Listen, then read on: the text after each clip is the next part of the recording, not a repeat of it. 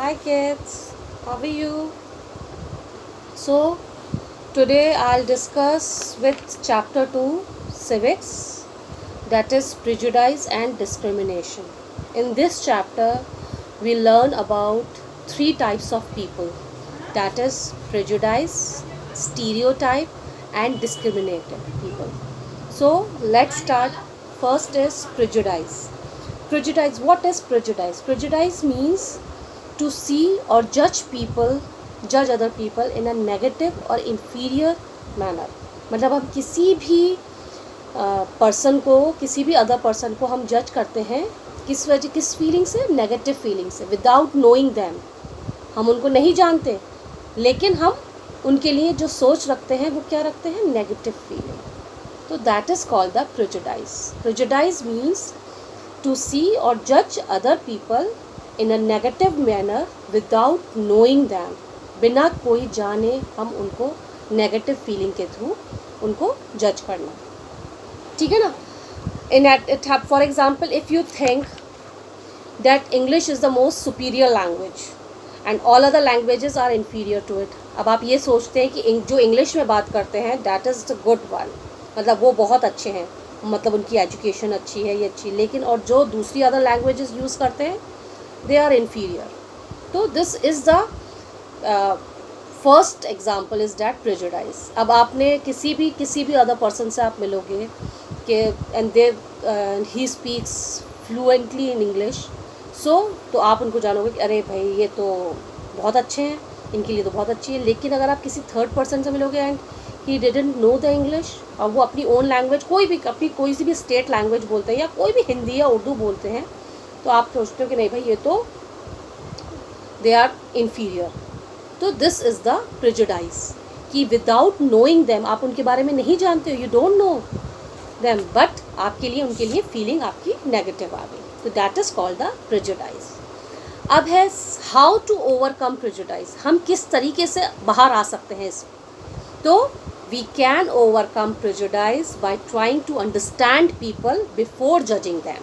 पहले हम उनको जज करने से पहले हम उनको क्या करेंगे, अंडरस्टैंड करेंगे कि वो किस तरीके के पीपल हैं, किस तरीके का पर्सन है वो.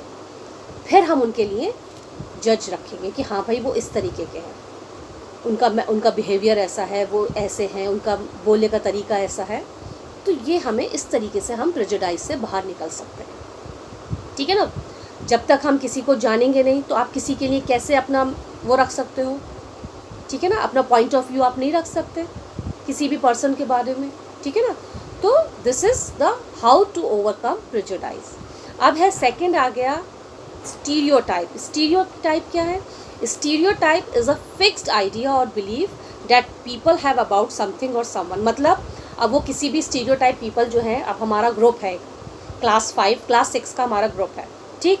सो वन पर्सन आया और उसने सिर्फ मुझसे मिला और उसने मेरे से मिलके अपना पॉइंट ऑफ व्यू रख दिया कि भाई मैं तो इनसे मिला था, इनका तो यानी कि पूरा ग्रुप ऐसे ही है. नेगेटिव फीलिंग कि उन्होंने मेरे से मिलके खाली आप लोगों के बारे में भी पता कर दिया.